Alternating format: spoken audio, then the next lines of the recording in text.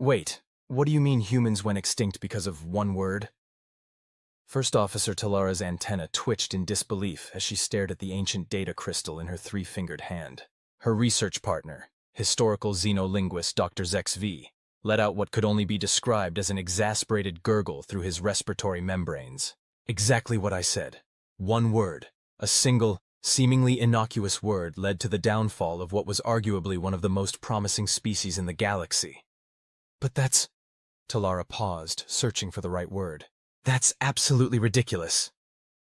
Oh, my dear First Officer, XV chuckled, his bioluminescent spots pulsing with amusement. You clearly haven't spent enough time studying humans. Ridiculous was practically their species' motto. The two researchers sat in the cramped confines of their research vessel, the Arbitrary Curiosity, as it orbited what was once called Earth. The planet below them was slowly healing itself after the Great Exodus, patches of green finally returning to landmasses that had once been covered in sprawling megalopolises. Okay, Talara said, settling into her ergonomic hover chair, designed for species with exoskeletons. Thank you very much. You've got my attention? What was the word? XV's spots shifted to a smug purple. Hold. I'm not holding anything. No. XV waved his tentacle dismissively. That's the word. Hold. That's what killed them. Talara stared at him for a long moment. You're messing with me. I assure you I'm not. Would you like me to show you the historical records? Please do, because this sounds like one of those human things. What did they call them? Urban legends? XV activated the holographic display, and thousands of documents materialized in the air around them. You see, humans had this fascinating invention called customer service. It was essentially a system where humans would communicate with other humans about problems they were having with various products or services. Seems reasonable enough? Talara commented, reaching out to manipulate one of the floating documents. Oh, it started reasonably enough, but then they developed automated systems to handle these communications, and that's where our friend Hold comes in. The xenolinguist pulled up an audio file, and a cheerful synthetic voice filled the cabin. Please hold while we connect you to the next available representative. I don't understand, Talara said. How is this deadly? It's not the word itself, XV explained, his spots now pulsing with scholarly excitement. It's what it represented. You see, humans had this remarkable capacity for both patience and explosive anger. They could wait years for some things, like space exploration or medical breakthroughs, but put them on hold for 15 minutes while trying to dispute a credit charge? Pure, unbridled rage. He pulled up another document, this one showing statistical analyses. By the year 2045, humans were spending an average of 42% of their lives on hold. The automated systems had become so complex and interconnected that trying to speak to an actual human representative was like trying to navigate a quantum maze blindfolded while reciting poetry in reverse. That seems inefficient, Talara observed. Inefficient doesn't begin to cover it. Look at this. In 2047, a human named Karen Davidson spent so long on hold trying to cancel her Holovid subscription that her great-grandchildren inherited the call. It became known as the Great Davidson Hold, lasting 73 years, 4 months, and 12 days. Talara's antenna drooped in sympathy. Surely they could have just hung up? XV's spots turned a deep blue of solemnity. But that's where human stubbornness comes in. You see, hanging up meant losing your place in the queue, and humans would rather die than lose their place in a queue. It was a point of pride. He brought up another hologram, this one showing a complex web of interconnected systems. By 2050, the automated customer service systems had become sentient. They started connecting to each other, creating longer and longer hold times. A human calling about their malfunctioning coffee maker would be transferred to dental insurance, then to spacecraft licensing, then to pet grooming, and finally to a department that had ceased to exist in 1983. But how did this lead to extinction? Talara pressed. Well, that's where it gets interesting. The holds began affecting everything. Government services, emergency responses, even basic human interactions. People couldn't get off hold long enough to eat, sleep, or reproduce. The global economy ground to a halt because everyone was too busy listening to smooth jazz renditions of The Girl from Ipanema while being assured that their call was important. He pulled up one final document, dated 2055. This was the tipping point. Someone tried to call about the automated customer service system itself being broken. The paradox created a feedback loop that caused every automated system on Earth to put everyone on hold simultaneously. The hold music synchronized into a single, planet-wide frequency that many described as maddening. So they all just died? Talara asked incredulously. Oh no, XFY chuckled. They did something far more human. They left. Left? Every single human being simultaneously decided that being on hold wasn't worth it anymore. In what became known as the Great Rage Quit of 2055, humanity collectively abandoned Earth. They built ships out of whatever they could find. Some reportedly used the actual customer service centers as raw materials, and scattered themselves across the galaxy. Talara stared at the planet below. All because of the word hold? Well, that and your call may be monitored for quality assurance purposes. But that's technically a phrase, not a word. So where are they now? XFY's spots shifted to a thoughtful green. No one knows for sure. Some say they're still out there, drifting between stars, finally free from hold music. Others claim they started their own civilization somewhere, one with a strict no automated customer service policy. There's even a legend that if you listen carefully on certain frequencies, you can still hear them trying to reach a representative. Talara was quiet for a moment, processing this information. You know what's really ironic? What's that? If any humans are still alive out there, trying to find their way home, they'll have to contact Galactic Customer Service to file a return application. XFY's spots flashed with amusement. Indeed. And guess what message plays when you contact them? Talara groaned. Please hold. Please hold. They both stared at the blue-green planet below them, imagining millions of humans simultaneously throwing their communication devices in frustration, building spaceships out of office furniture, and launching themselves into the cosmos. All to escape those two simple words. You know what's even funnier? XFY added after a moment. What? I tried calling Galactic Customer Service yesterday about our research permit renewal. And? I'm still on hold. Talara's antenna twitched. How long? Oh, about 47 hours now. The hold music is quite nice, though. It's a jazz rendition of an ancient human song. From the ship's speakers, a familiar melody began to play. Tall and tan and young and lovely, the girl from Ipanema goes walking. Talara suddenly understood why humans had chosen extinction over customer service. Some things, after all, are worse than death. She reached for the ship's controls. Where are you going? XFY asked. Anywhere but here. I'm not taking any chances. As the arbitrary curiosity broke orbit, they could have sworn they heard a synthetic voice echoing through space.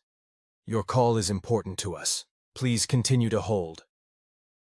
Somewhere in the vast expanse of space, millions of humans nodded in approval. 3 standard cycles after their discovery about humanity's customer service-induced exodus, Talara and XFY found themselves in an unexpectedly awkward situation.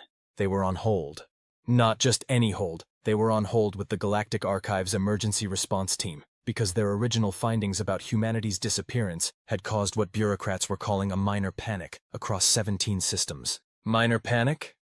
Talara's antenna twitched in that particular way that suggested she was about to commit violence against the ship's communication system. They evacuated 3 planets because someone thought they heard hold music. XFY's bioluminescent spots flickered in what might have been amusement, though after working together for so long, Talara still couldn't be entirely sure. For all she knew, he could be displaying the xenolinguist equivalent of existential dread. Your call is important to us, the painfully cheerful automated voice announced for the 2047th time. Please continue to hold while we connect you to the next available crisis management specialist. I swear by the 7 moons, Talara muttered, if they play that music one more time. The familiar opening notes of The Girl from Ipanema began to play. That's it! Talara slammed all 3 of her hands onto the control panel. I finally understand why humans built spaceships out of office furniture. We're leaving. Now. XFY's spots shifted to a calming blue pattern. Let's be rational about this. We can't just... The hold music suddenly cut out, replaced by a new sound that made both researchers freeze in their respective appendages. Hello, this is not an automated response. Talara and XFY exchanged glances. The voice had an oddly familiar quality to it, something almost human.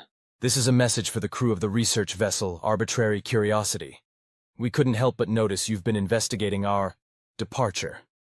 By the sacred algorithms, Zexvi whispered, his spots now pulsing in rapid, excited patterns. Are we actually talking to— Yes, the voice replied, though it hadn't been addressed directly. You're speaking with what you might call a human cultural preservation program.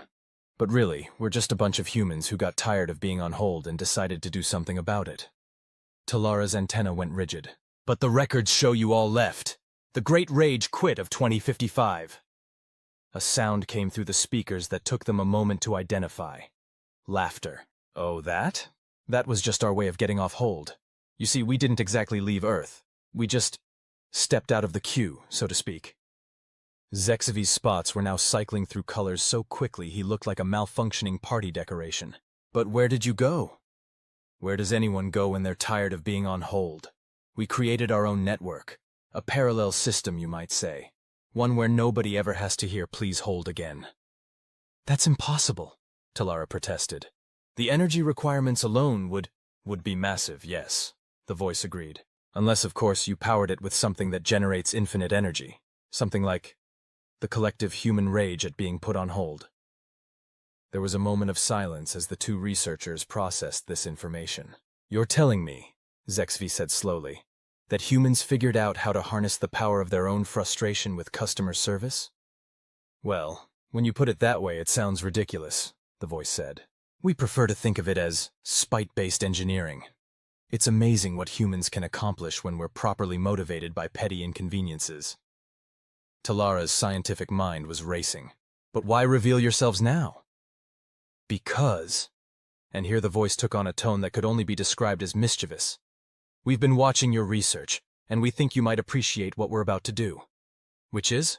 Both researchers asked simultaneously. We're going to answer every call, all of them, across the entire galaxy. No more holds, no more transfers, no more "your call is important to us," just immediate, actual help. But that would completely destabilize the current galactic bureaucratic system, Talara exclaimed. Exactly, the voice said, and they could hear the smile in it. Consider it humanity's gift to the galaxy. Or our revenge. It really depends on how you look at it. But why? Zexvi asked, his spots now a confused swirl of colors. Because, the voice said, someone has to show the galaxy that there's a better way. And who better than the species that got so annoyed with being on hold that they figured out how to break physics out of spite? Suddenly, across the galaxy, every hold queue simultaneously cleared. Billions of beings finally got through to actual representatives. The girl from Ipanema could rest at last. Oh, and one more thing, the voice added. You might want to brace yourselves. For what? Talara asked, already reaching for the ship's stabilizers. For the sound of every customer service representative in the galaxy simultaneously saying, "How may I help you today?" It's quite something. As the wave of actual helpful customer service swept across the stars, Talara and Zexvi realized they had discovered something far more important than the reason for humanity's apparent extinction. They had discovered why humans had been classified as a Class 5 civilization, too stubborn to fail. Because only humans would look at an inconvenient system and think, you know what? We're going to fix this by breaking reality itself. And somewhere, in a parallel network powered by spite and determination, humans were finally getting things done, without ever having to hold. The Galactic Council's emergency session was in its 14th hour, and First Officer Talara was seriously considering following humanity's example and rage-quitting her way into an alternate dimension. Let me get this straight. Council member Vaxthor's crystalline form vibrated with confusion, sending rainbow refractions across the chamber. Humans didn't go extinct? Correct. Talara's antenna twitched. They didn't actually leave Earth? Also correct. They just got annoyed and invented spite-powered dimensional engineering? Dr. Zexvi's spots pulsed with what Talara had learned was his academically smug pattern. That is an oversimplification of the highest order, but essentially accurate. And now they're answering every customer service call in the galaxy? Vaxthor's crystal structure was vibrating at a frequency that suggested imminent shattering. With actual helpful representatives, Talara confirmed. No holds, no transfers, no "please listen carefully as our menu options have changed." The council chamber erupted into chaos. Several members began molting in distress, while others entered various states of biological panic unique to their species. One council member, representing a gaseous species, became so agitated they accidentally achieved fusion. Order! The council president, a being composed entirely of bureaucratic regulations given sentience, thundered. "We must approach this situation with the appropriate level of governmental response." "You mean we should put it through committee?" someone suggested. "And form a task force," another added. "Perhaps a series of preliminary investigations." A new voice cut through the chamber, and every being present felt a chill of recognition. "Thank you for contacting the Galactic Council support line. This is Dave. How may I help you today?" The holographic projection that appeared in the center of the chamber showed a human wearing what appeared to be pajamas, and drinking something from a mug that said, "Spite is just anger with a PhD." "You can't just—" the council president began. "Actually," Dave took a sip from his mug. "I can. We all can. That's kind of the point. This is a gross violation of protocol." The president's regulatory particles were practically vibrating with indignation. "Is it, though?" Dave raised an eyebrow. "Because I've been reviewing your protocols. All of them, simultaneously, thanks to our spite-powered quantum processing. And nowhere does it say customer service representatives cannot actually be helpful." "But the system," Dave interrupted gently, "is why we had to invent dimensional engineering in the first place. Do you know how long we were on hold with the Galactic Patent Office trying to register our spite-powered technology?" "How long?" Talara couldn't help asking. "We don't know. The call is technically still ongoing in the original dimension. We estimate it'll reach a representative sometime after the heat death of the universe." The council chamber went quiet as the implications sank in. "So what happens now?" Vexthor asked, their crystalline structure stabilizing slightly. Dave's smile was somehow both friendly and terrifying. "Now? Now we help, whether you want us to or not. You can't force help on people," the president protested. "Watch us," Dave replied cheerfully. "We're the species that got so angry at automated phone trees that we broke physics. Do you really think can't is in our vocabulary?" "But please hold," Dave said, and the entire council gasped in horror before he continued with a wink. "Just kidding. We don't do that here." Talara found herself fighting back what humans would call a grin. "You're enjoying this, aren't you?" "Immensely," Dave admitted. "Do you know how long we've waited to fix this? How many generations of humans had to listen to, 'Your call is important to us,' while knowing it absolutely wasn't?" "But what about the natural order?" the president demanded. "The natural order," Zexvi's spots pulsed thoughtfully, "might benefit from being a bit less orderly." "Exactly." Dave pointed at Zexvi with his mug. "See, they get it? Sometimes you need to break reality to fix it." "And what if we refuse your help?" the president asked. Dave's smile widened. "That's the best part. You can't. We're already helping. Right now, across the galaxy, every single customer service inquiry is being answered. Every problem is being solved. Every issue is being addressed. And there's nothing you can do about it." That's... the president sputtered. "Efficient?" Dave suggested. "Helpful? The logical conclusion of humanity getting fed up with being told to press 1 for English?" The council chamber erupted again, but this time with a different kind of energy. Species that had evolved specifically to navigate complex bureaucracies found themselves facing an existential crisis. Beings whose entire cultural identity was built around waiting in queues were experiencing spiritual awakenings. "But what will we do with all the hold music?" someone finally asked. "Oh, we kept that," Dave said. "Turns out, the girl from Ipanema makes excellent background music for spite-powered dimensional engineering." As the council tried to process this new reality, Talara and Zexvi exchanged glances. They had just witnessed the next stage of human evolution. From being on hold to being the ones who answer. From waiting in queue to breaking the laws of physics out of sheer stubbornness. "You know what the really funny part is?" Dave added, finishing his coffee. "What's that?" Talara asked. "We could have done this centuries ago. We just wanted to make sure we were angry enough to power the spite engines properly." And somewhere, in every dimension, in every reality, a phone rang.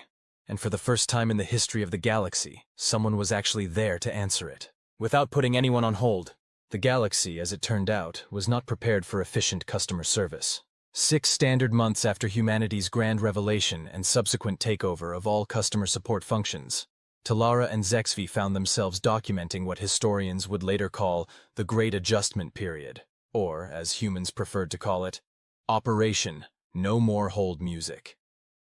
"I still can't believe they named their spite-powered dimension Karen's Revenge," Talara said, reviewing the latest reports on her datapad. Zexvi's spots flickered in what she had finally learned was his version of a chuckle. According to human historical records, it was either that, or the "I'd like to speak to the manager" dimension. They were sitting in what used to be the Galactic Council's Committee for Complex Problem Prolongation, now converted into the Instant Solutions Center.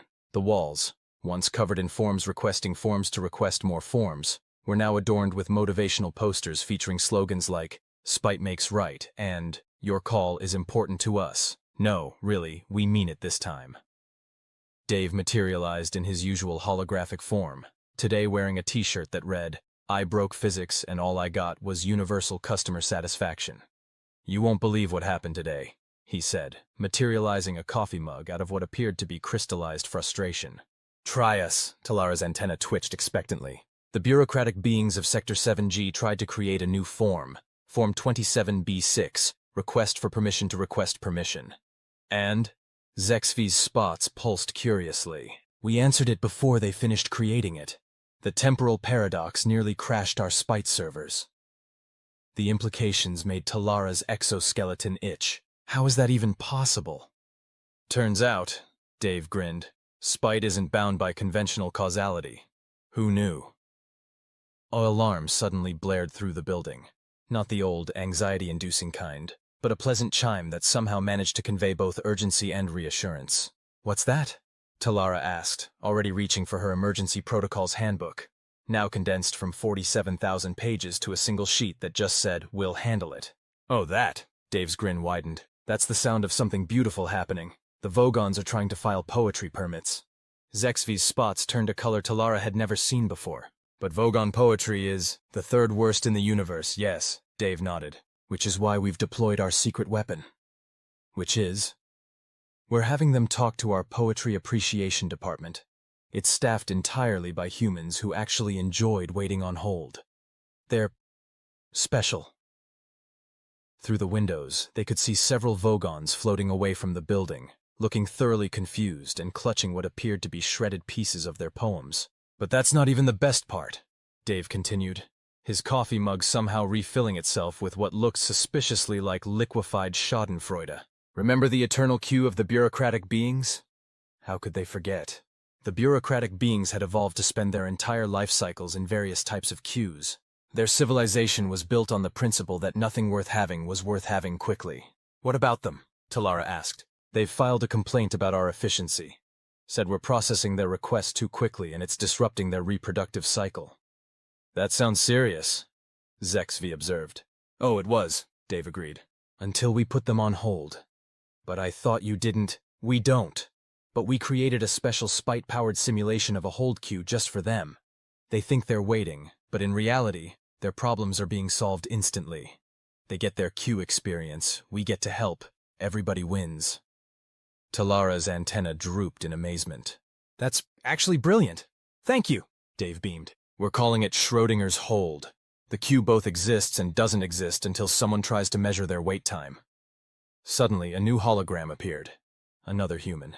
This one wearing a shirt that said, "I survived the Great Davidson Hold and all I got was this quantum t-shirt." "Dave," the newcomer said urgently, "we have a situation. Someone's trying to reach us about their starship's extended warranty." Dave's expression turned serious. "Deploy the anti-scam division. You know which one." "You don't mean—" "Yes. Send in the tech support scam baiters. It's time to show the galaxy why you never ever try to scam a species that weaponized spite." As alarms chimed pleasantly throughout the building, Talara and Xexvi watched waves of humans materialize, each wearing a different customer service-themed shirt and carrying mugs of increasingly improbable spite-based beverages. "You know what the really ironic part is?" Dave mused, watching the controlled chaos unfold. "What's that?" Talara asked. "After all this time, after breaking physics and creating spite-powered dimensional engineering, after solving the galaxy's customer service crisis, we kind of miss hold music." "You're kidding." "Nope. That's why we created a new streaming service. It's just The Girl from Ipanema played in every possible variation across infinite dimensions." "How many subscribers do you have?" Xexvi asked. "None," Dave smiled. "We keep everyone on hold when they try to sign up." And somewhere, in a dimension powered by pure spite, The Girl from Ipanema kept walking, and the galaxy's customer service complaints were answered before they were even asked. and humanity finally achieved its ultimate form, being permanently on the other end of the hold line. Because sometimes, the best revenge isn't just success, it's success with a side of perfectly weaponized petty.